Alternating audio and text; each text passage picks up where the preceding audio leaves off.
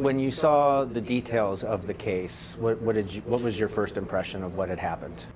It was shocking, but when you do so many wrongful convictions, it's not that shocking anymore. I was surprised that it was caught. I was surprised that we were actually going to be able to undo a case like this, because a lot of times when you have, once there's a conviction in place, they're very difficult to undo. And it's also difficult to find, evidence that how they found it in this particular case. It's difficult to do. So knowing that this happens, because I'm a criminal defense attorney, it wasn't shocking in that sense, but it was surprising that, it came to light in these cases. What troubled you about this case when the more that you started to investigate it and saw what happened? A lot. The search warrant affidavit that the officer supplied in this case said that this was the first time that he was using this particular confidential informant. That was troublesome to me. But I understand, in order to have a confidential informant that's done 100 cases, they're going to have to start with one at some point in time. But it was also a lot of the lack of cooperation and the lack of details that the officers went out and tried to do in order to gain access to this home to conduct a search. That was troublesome from the get-go.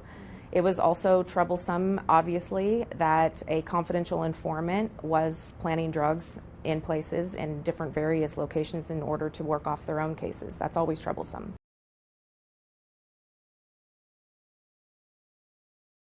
I think that the officer was able to put enough details in there to make it sound pretty convincing to a judge.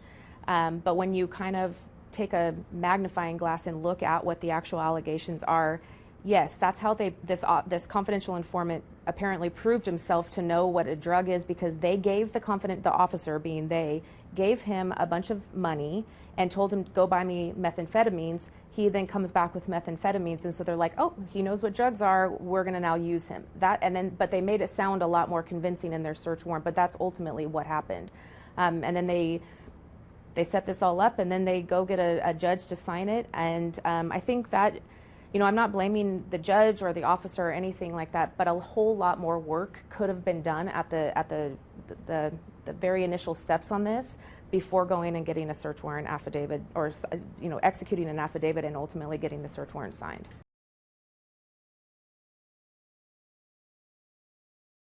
Actual innocence in a post-conviction matter, the system really is set up for finality with convictions. We want, if somebody's going to say they're guilty, it's really hard to undo. If somebody is convicted by a jury, it's really hard to undo.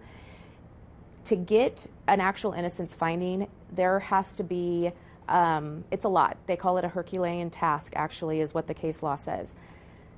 The reason in this particular case is the court felt, well, if there were smaller, little tiny amounts of drugs that were in the house, they can't get an actual innocence case. And that's really it. This larger amount of drugs, we know was not theirs. The drug trafficking part of it, they know, but they're saying because there was little amounts of drugs. The problem that I really have with Louis's case is he didn't live there. There was nothing that was connected to him. So I'm very disappointed overall for John and Louis that they didn't get the actual innocence, but especially for the person who didn't live there. And had it not been the tip or the information given by the confidential informant, they never would have been there. They never would have found the smaller amounts that the Court of Criminal Appeals seemed to be hung up on. Right. Talk about the fruit of the poison tree, what that terminology means and how it comes into play here in this case. Really, if there's any kind of information that is given that ultimately is wrong, that you shouldn't have to, the later found evidence shouldn't be used against that person. In this particular case, they're still hung up on if there's any lesser includeds that could have been guilty, whether that was lawful for the officers to be there or not. I have a real problem with that part of the law. Had they found actual innocence, they would be entitled to some benefits, right? As far as being compensated for the time that they served for a crime that they didn't commit. Correct. By not getting the actual innocence, what does that take away off the table for them? It takes away their automatic right to petition to get funds from the state. Mm-hmm. Did they get it right in this case, or did they get it wrong, in your opinion? In my opinion, and I will say this, and I'm not saying this just to be political because I have to do a lot of work in front of the judges on the Court of Criminal Appeals. I think that they're wonderful judges. I think that's the way that the whole system is. I make arguments, and sometimes they agree with me, and sometimes they don't. In this particular one, me, the DA's office, and the trial judge, Judge Meza, we all believe that they should have been entitled to actual innocence. The Court of Criminal Appeals disagreed with us. And I don't agree with their finding in this one, but we are very happy that they did find that they should have their exonerations and that it was a wrongful conviction.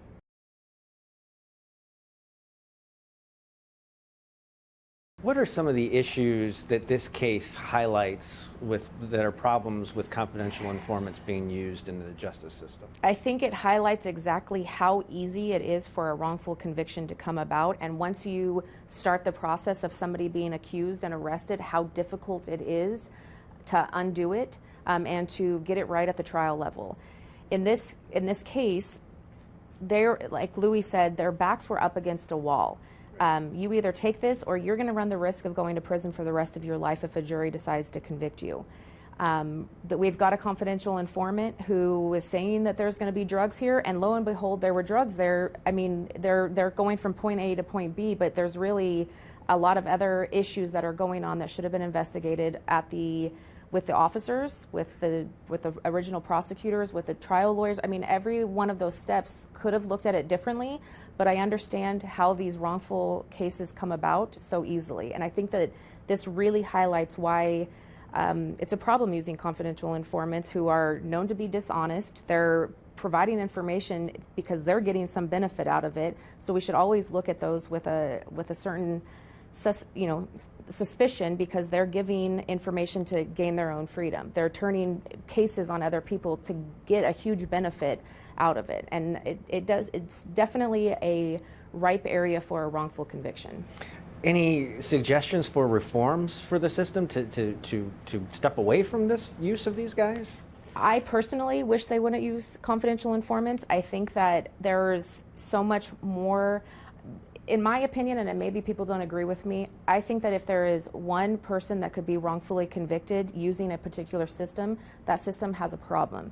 We shouldn't be convicting. We shouldn't say, well, we might get one wrongful conviction, but we're going to get a lot more drug offenders off the street. That is a life. That is a family. There's there's a lot of emotions that go behind that. We're not just a wrongful conviction is not just a name or a SID number or a TDC inmate number. They are human, and if you're saying, well, we're just going to sacrifice a wrongful conviction in order to get maybe some real convictions, that's wrong. And I don't believe in a system that can do that. So in my view, I wouldn't use confidential informants anymore. That would be my hope. Or if you're going to use them, you have a lot more corroborating evidence than, well, this confidential informant went and bought drugs for me, and so I know that they know what drugs are. That's all we had in this one. That's all the officers did. This case was based on the testimony or the information provided by one person, and that planted the drugs, and lo and behold, that's where they found them. The whole case was based on that. It was. And should it be that easy? No, it shouldn't. If you're going to be arresting somebody and taking away their freedom, you should have a whole lot more information than just relying on somebody who has no training as a law enforcement, who's not taken any kind of oath to be credible. They have a case to work off. They don't want to go to prison themselves, and so they're going to do everything that they possibly can. Are cases like this rare, or is it just rare that they're caught and corrected? I think that it's more rare, in my view, that it's more rare that they're caught and corrected. I think that there is probably a lot more of this going on than we know about. And I'm really happy that it got caught and corrected in this case, but I think that it's a good way to highlight how these cases can go so wrong so quickly.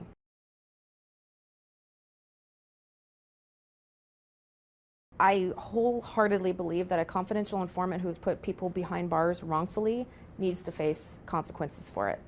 Absolutely. And if we don't start punishing that behavior, I don't know how we're ever going to be able to make it any better. What incentive does the next confidential informant have to not lie because they're going to not face any consequences about it? Is there any incentive for the district attorney's office to look deep into this to find out if he was involved in other cases? I mean, if they're truly interested in post-conviction integrity, I mean, wouldn't you want to find out every case this guy was on? Or does that open up such a can of worms that you've got a bunch of cases now that are going to get thrown out?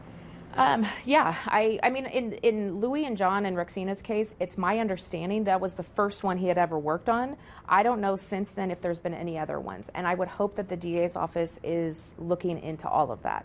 I would hope also that the Bexar County Sheriff's officers who used him would go back and look at all their cases and bring that forward. I think that they have an ethical duty to bring that forward. If they relied on somebody that they now know is not truthful, they should also speak up and say something about it too. What can we learn from this case?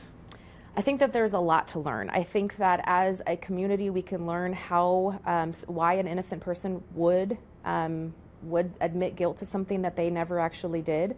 I think that we should learn that the system can at any given time break down, and as prosecutors and as defense attorneys and as judges, we all need to make sure that we're reading every single line on every single document and defending our clients as best as we can. And as prosecutors, realize that not everybody that got arrested is guilty of something. I think that when we all come together and understand that we can have honest conversations about cases and how somebody could become wrongfully convicted and maybe prevent it from actually happening. Yeah, I mean, it's not just the person who's arrested that might be convicted and have to do the jail time. There is an awful lot of collateral damage that arrest and conviction ends up having. In a wrongful conviction, there are absolutely no winners at all.